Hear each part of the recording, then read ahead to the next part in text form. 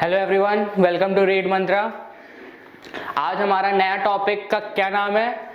Determinants. तो देखो, determinants में जाने से पहले मैं आपको एक बात बता देना चाहता हूँ, ये वीडियो शुरू करने से पहले, कि डिटर्मिनेंट से पहले हमने एक चैप्टर पढ़ा था, सभी पढ़ते हैं वो चैप्टर, जिसका नाम होता है मैट्रिक्स। डिटर्मिनेंट में जाने से पहले हम एक चैप्टर पढ़ते हैं जिसका नाम होता है मैट्रिक्स।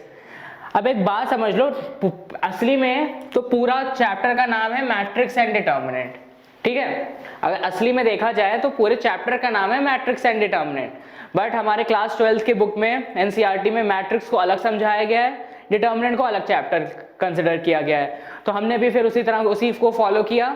मैट्रिक्स हमारा पूरा कंप्लीट हो चुका है। कई चीजें हमने डिटर्मिनेंट की मैट्रिक्स में कवर कर ली हैं, इसलिए आप हमारा डिटर्मिनेंट का वीडियो देखने से पहले एक बार मैट्रिक्स का वीडियो जरूर देखना, क्योंकि यहाँ पे हम वो चीजें कवर नहीं करेंगे जो चीज हमने मैट्रिक्स वाले वीडियो में ऑलरेडी कवर कर चुकी हैं। जैसे कि क्या मैंने कवर कर लिया है, इनवर्स निकालना। इनवर्स का हमने एक अलग से सेपरेट वीडियो बनाया था, जिसमें हमने आपको शॉर्ट ट्रिक्स बताई थी कि कैसे शॉर्टकट से आपका इनवर्स निकाल सकते हैं। कोफैक्टर माइनर्स का तरीका आपको हमने बताया था, कैसे कोफैक्टर माइनर्स के थ्रू हम इनवर्स निकाल सकते हैं। कौन कौन से तरीके आपको मैंने बता चुका हूं, कोफैक्टर्स एंड माइनर्स। दूसरा एलिमेंट्री ट्रांसफॉर्म,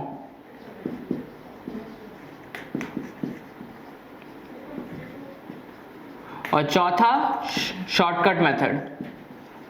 ये जो शॉर्टकट मेथड था, मैंने आपको वहां पे भी बताया था कि आप अपने एग्जाम में इस मेथड को मत यूज करिएगा, ये आप अपने रेफरेंस के लिए, चेकिंग पर्पस के लिए इसका यूज करिएगा। बाकी ये दोनों मेथड इंपॉर्टेंट थे, इसको बहुत डिटेल में हम ऑलरेडी पढ़ चुके हैं, तो ये चीज हम इस टॉपिक में कवर नहीं करेंगे, ठीक है। इसलिए पहले ही मैं आपको बता दे रहा हूं, ताकि बाद में आप कहोगे सर आपने तो चीजें स्किप कर दी डिटर्मिनेंट में, ये चीजें आपने पढ़ाई नहीं। इसलिए वीडियो शुरू करने से पहले ये इनवर्स हम इस वीडियो में नहीं कवर करेंगे, क्योंकि ऑलरेडी हम इसको कवर कर चुके हैं। तो आप वहां जाके सीख लेना इनवर्स कैसे निकालते हैं, ठीक है। तो इनवर्स से निकालना हम सीख चुके, डिटर्मिनेंट्स भी निकालना हम सीखा है। हमने 3/3 का, 2/2 का, सबका डिटर्मिनेंट निकालना सीखा है, बट वो हम एक बार फिर से सीखेंगे, ठीक है, क्योंकि भाई चैप्टर का नाम ही डिटर्मिनेंट है, तो डिटर्मिनेंट निकालना हम फिर से सीखेंगे।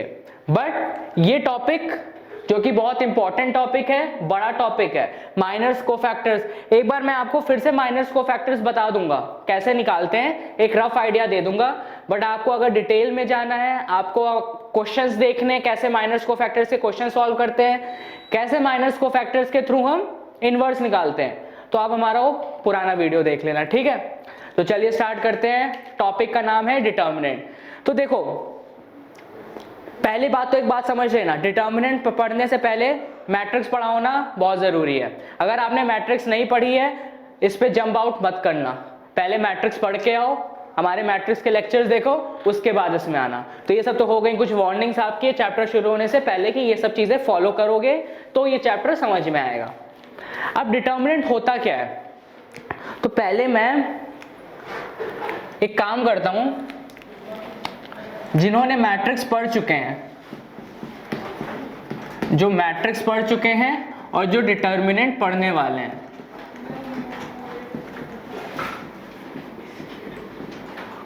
बात समझ में आ रही है? जो मैट्रिक्स पढ़ चुके हैं और जो डिटर्मिनेंट पढ़ने वाले हैं,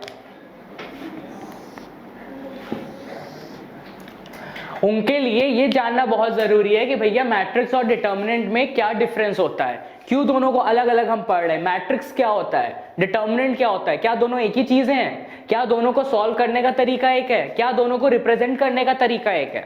ये दिमाग में बैठ जाना बहुत जरूरी है। देखो, कोई भी चीज पढ़ो, क्लियरिटी होनी चाहिए कि इसका मतलब ये होता है, इसका मतलब ये होता है। अभी आपसे कोई कहे कि सर डिटर्मिनेंट क्यों पढ़ रहे हैं हम, तो आपको पता होना चाहिए मैट्रिक्स क्यों सही काम क्यों नहीं चल जा रहा है, तो आपको पता होना चाहिए कि मैट्रिक्स क्या है और डिटर्मिनेंट क्या है। तो आपको, मैं जिन्होंने मैट्रिक्स पढ़ लिया है उनको इजीली समझ में आएगा कि मैट्रिक्स जो होती है उसको हम, मैट्रिक्स की डेफिनेशन क्या होती है।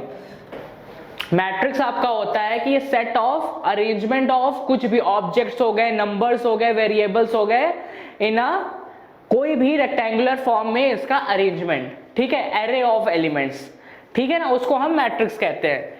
मैट्रिक्स को हमेशा हम ये रेक्टेंगुलर ब्रैकेट में एनक्लोज करेंगे और यहां उसका ऑर्डर लिखेंगे। ये बात आपको पता है, मैट्रिक्स में बात पे बहुत ज्यादा एम्फेसाइज किया था हमने।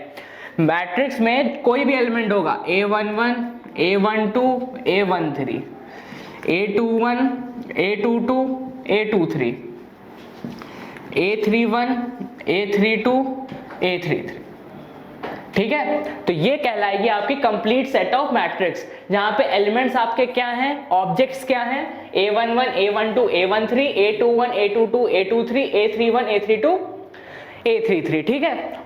और मैंने आपको ये भी बताया, matrix without its order does not mean anything, ठीक है। जब तक ये ऑर्डर नहीं लिखोगे इस मैट्रिक्स का क्या मतलब है, कोई मतलब नहीं है, ठीक है। तो ये तो आपका मैट्रिक्स हो गया। वहीं अगर आपको डिटर्मिनेंट की बात करनी है तो determinant is always represented in this mod bracket. ये मॉड का साइन समझते हो ना, जैसे मॉड ए, तो ये मॉड का साइन होता है, तो वैसे ही मॉड में रिप्रेजेंट करते हैं। A11, A12, A13, A21, A22, A23, A31, A32, A33। तो ये देखो, ये हमारा किस बेसिस पे डिफरेंशिएशन है, रिप्रेजेंटेशन में।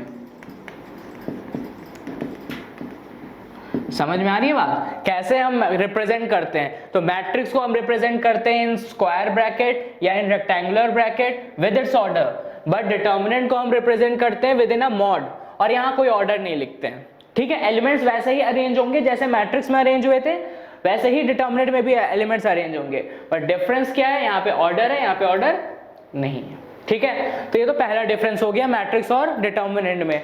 अब आपको क्लियर होगा मैट्रिक्स कैसे रिप्रेजेंट, अगर ऐसे लिखा है ये मैट्रिक्स लिखा हुआ है, ऐसे लिखा है डिटर्मिनेंट लिखा हुआ है, ठीक है। दूसरी बात ये कि जो मैट्रिक्स का जो रिजल्ट आता है ना, इसको सॉल्व करके कुछ भी करके एनी ऑपरेशन परफॉर्म्ड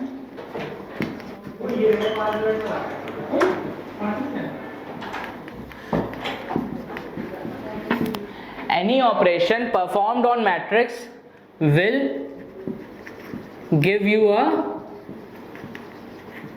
matrix। इसका मतलब क्या है, any operation performed on a matrix will give you a matrix. मतलब मैट्रिक्स में कुछ भी करो, एडिशन करो, सब्सट्रैक्शन करो, डिवीजन करो, मल्टीप्लिकेशन करो, स्केलर से मल्टीप्लाई कर दो, कुछ भी कर दो, एट द एंड जो रिजल्ट मिलेगा वो तुम्हें मैट्रिक्स ही मिलेगा। समझ में आ रही है बात, ये इस लाइन का मतलब है। डिटर्मिनेंट में चलते हैं, any operation performed on determinant will give you integer और whole numbers, जीरो भी हो सकता है डिटर्मिनेंट। समझ में आ रही है बात। तो ये दूसरा डिफरेंस है आपका मैट्रिक्स और डिटर्मिनेंट में। देखो ये इसलिए बता रहा हूं ताकि आप रिलेट कर पाओ कि मैट्रिक्स और डिटर्मिनेंट में क्या अंतर होता है, ठीक है। तो कोई भी ऑपरेशन मैट्रिक्स में करोगे तो ये इसका सॉल्व करके एक मैट्रिक्स ही बनेगी, बट इसमें सॉल्व करके एक कोई नंबर बनेगा, मान लो m, ठीक है, एक कोई नंबर बनेगा। तो ये बेसिकली छोटा सा डिफरेंस है आपका, और भी कई डिफरेंस होते हैं बट मेन डिफरेंस यही है, ठीक है, मैट्रिक्स और डिटर्मिनेंट में। तो ये थोड़ा सा हमने रिलेट कर लिया मैट्रिक्स और डिटर्मिनेंट में क्या डिफरेंस होता है। अब हम डिटर्मिनेंट में चलते हैं कि होता क्या है डिटर्मिनेंट।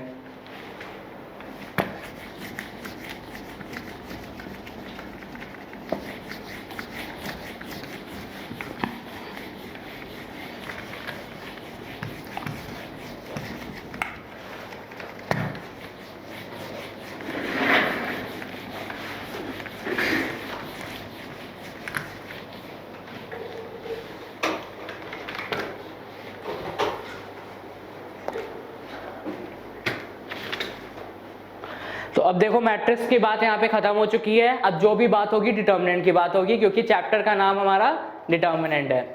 तो एक बात याद रखो, डिटर्मिनेंट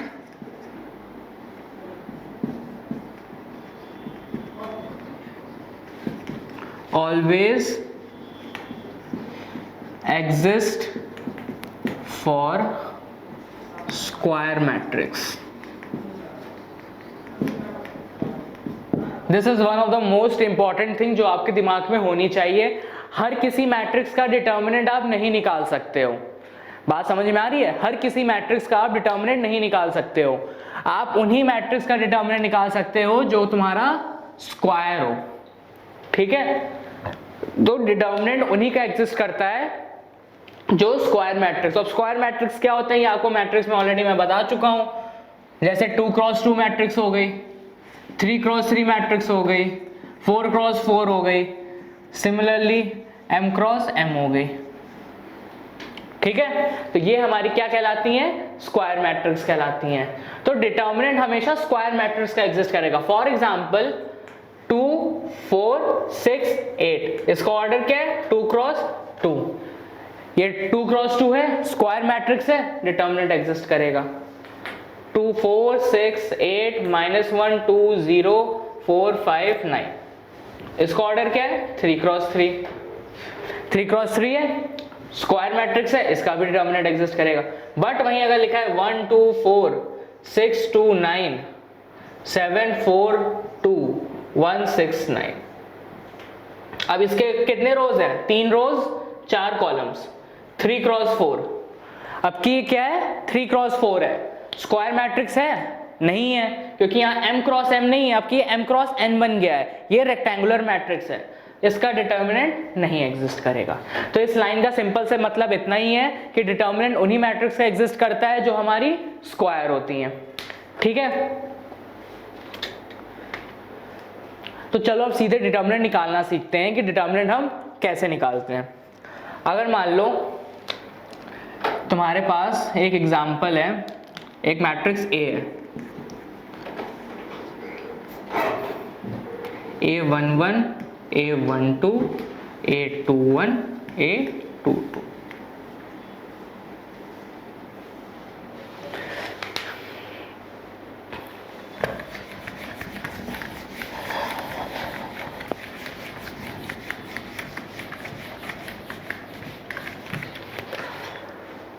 देखो अगली हेडिंग हम ये लिखते हैं, पहले इसको 2 पार्ट में डिवाइड करते हैं। डिटर्मिनेंट ऑफ 2x2 मैट्रिक्स कैसे निकालेंगे? दूसरा determinant of 3x3 matrix. Generally यही 2 का पूछता है, आइदर 2x2 का पूछेगा या 3x3 का पूछेगा। 4x4 इतना नहीं जाएगा आपके सिलेबस में, एनसीईआरटी के सिलेबस में 4x4 तक का आपको डिटर्मिनेंट नहीं पूछेगा, या तो 2x2 पूछेगा या तो 3x3 पूछेगा।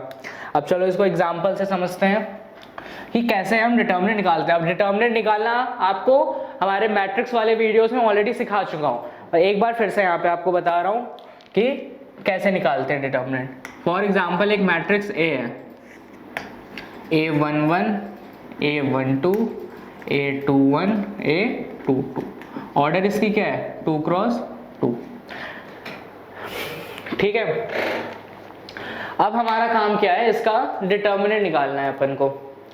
तो डिटर्मिनेंट निकालने के लिए पहली बात तो डिटर्मिनेंट निकालने का रिप्रेजेंट कैसे करते हैं, ऐसे आपको बता चुका हूँ, मॉड में रिप्रेजेंट करते हैं, तो इसका मतलब है कि डिटर्मिनेंट की बात कर रहा है। ऐसे भी रिप्रेजेंट करते हैं, डिटर्मिनेंट ऑफ ए, ये जो छोटा ट्राइंगल होता है ये भी तुम्हारा बताता है। तो डिटर्मिनेंट को रिप्रेजेंट करने का तरीका ये भी होता है, या ऐसे भी रिप्रेजेंट करते हैं, both are the same thing. तो अगर ऐसे डेल्टा ए लिखा हो तो समझ जाना वो डिटर्मिनेंट की बात कर रहा है, या मॉड में ए लिखा हो तो समझ जाना वो डिटर्मिनेंट की बात कर रहा है। अब आपको इसका डिटर्मिनेंट निकालना है, कुछ करने की जरूरत नहीं है। आपको ये बात मैंने बताई हुई है, ये वाला जो डायगोनल होता है प्रिंसिपल डायगोनल होता है, बता रखा है मैंने आपको। कहाँ बता रखा है? मैट्रिक्स की वीडियोस में, ठीक है? तो ये जो डायगोनल है ये हमारा प्रिंसिपल डायगोनल होता है, ठीक है। तो पहला क्या करना है, प्रिंसिपल डायगोनल के एलिमेंट्स को मल्टीप्लाई करो माइनस दूसरे डायगोनल के एलिमेंट्स को मल्टीप्लाई करो। a11 a22 minus a12 a21, ठीक है। तो ये आपका क्या कहलाएगा, डिटर्मिनेंट। सिंपल सा है, कुछ करने की जरूरत नहीं है। 2 क्रॉस 2 का डिटर्मिनेंट निकालना सबसे आसान है, कुछ नहीं करना है। प्रिंसिपल डायगोनल के एलिमेंट्स को मल्टीप्लाई करके लिखो माइनस a12 a21 दूसरे डायगोनल के एलिमेंट को मल्टीप्लाई। अब ये मत करने लगना पहले दूसरे डायगोनल के एलिमेंट को मल्टीप्लाई करके माइनस प्रिंसिपल डायगोनल के, क्योंकि तरीका यही है, पहले ये राइट वाले डायगोनल को एलिमेंट को मल्टीप्लाई करके लिखो माइनस दिस डायगोनल के एलिमेंट को मल्टीप्लाई करके लिखो, ठीक है। अब जो सॉल्व होकर आंसर आ जाएगा वो तुम्हारा आंसर होगा। चलो अब तुमको एक एग्जांपल से भी बता देता हूं, ये तो जनरल फॉर्म था, ठीक है। ये जनरल वे था कैसे हम लिखते हैं। एग्जांपल से मान लो अगर हमारे पास मैट्रिक्स है 2 4 6 8, 2 क्रॉस 2 का है, इसका आपको क्या निकालना है, डिटर्मिनेंट निकालना है। पहले प्रिंसिपल डायगोनल तो 2 इंटू 8 माइनस दूसरा डायगोनल 6 इंटू 4, 8 2 जा 16 माइनस 6 4 जा 24, 8 माइनस 8, ठीक है। तो डिटर्मिनेंट की वैल्यू पॉजिटिव भी आ सकती हैं और नेगेटिव भी आ सकती है, ऐसा कोई रूल नहीं है कि डिटर्मिनेंट हमेशा पॉजिटिव आएगा, ठीक है। डिटर्मिनेंट की वैल्यू पॉजिटिव भी आ सकती है और नेगेटिव भी आ सकती है।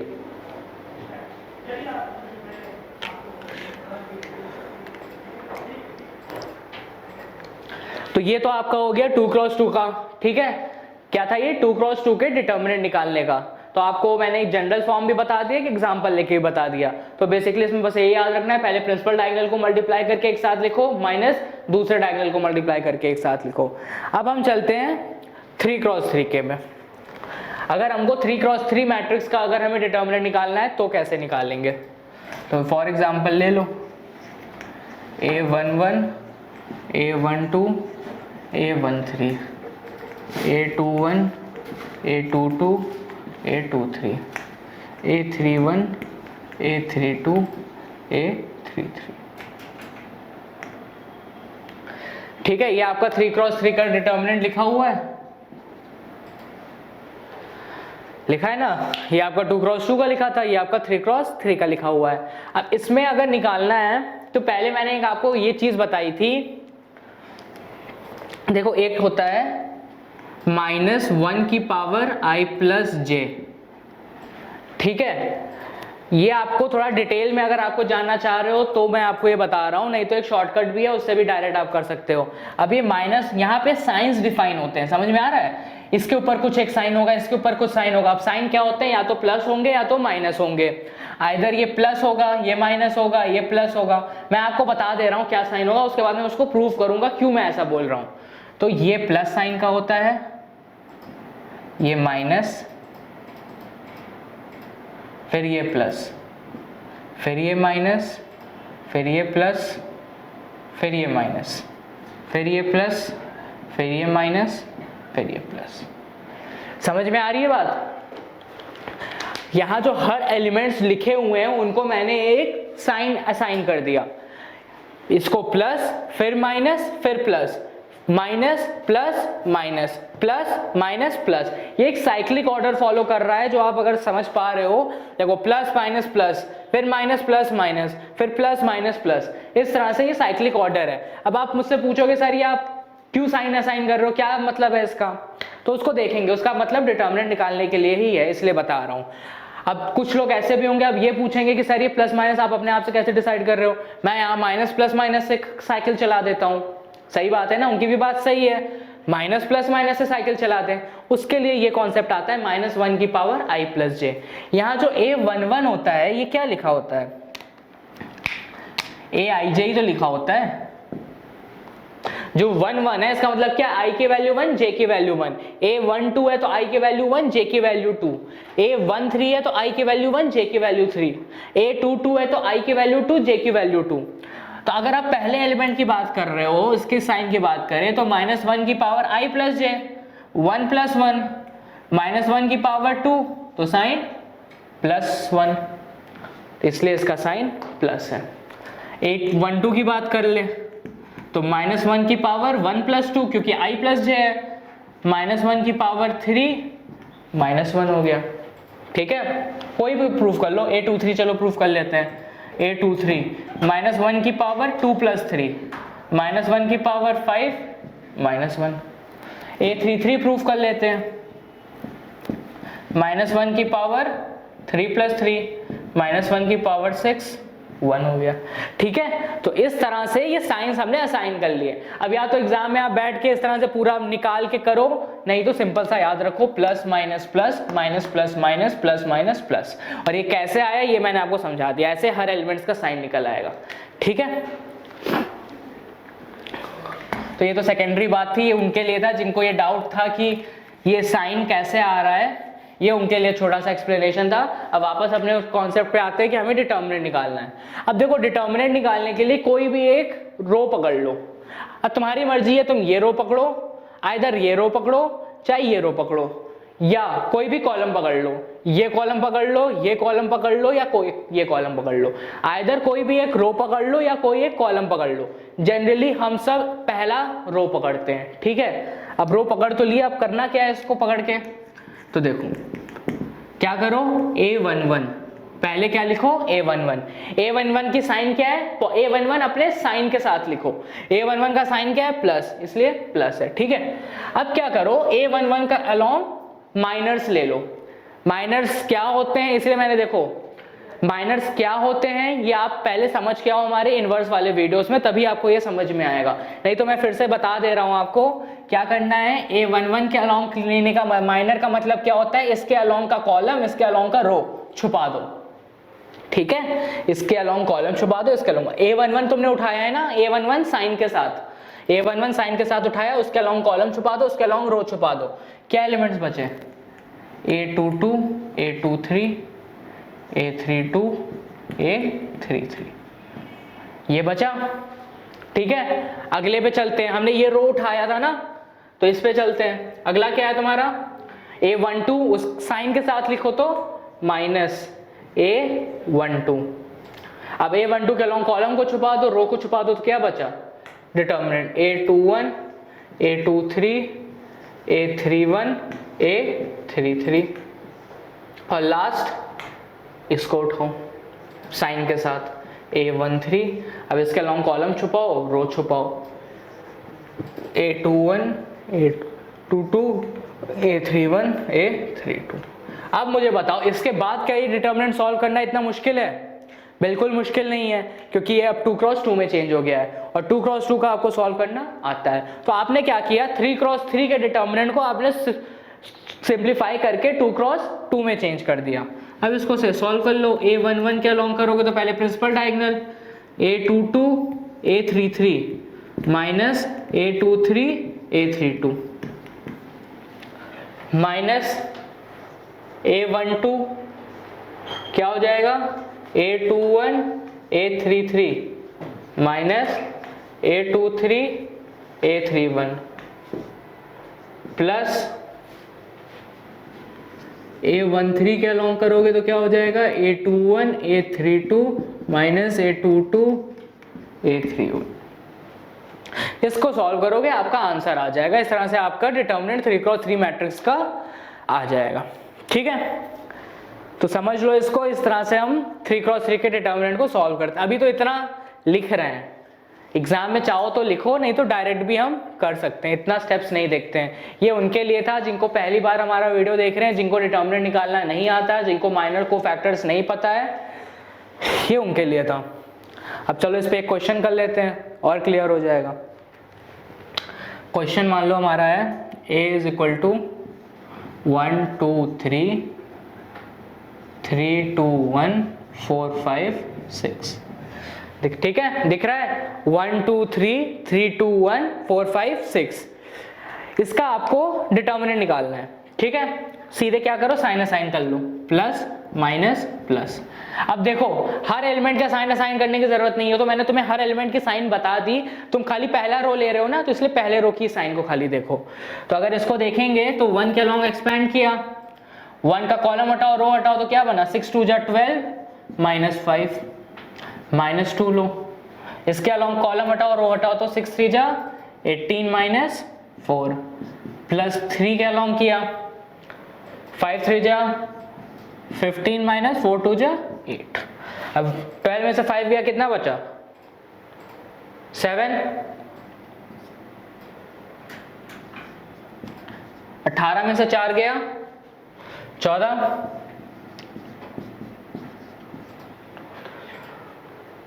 15 में से 8 गया 7।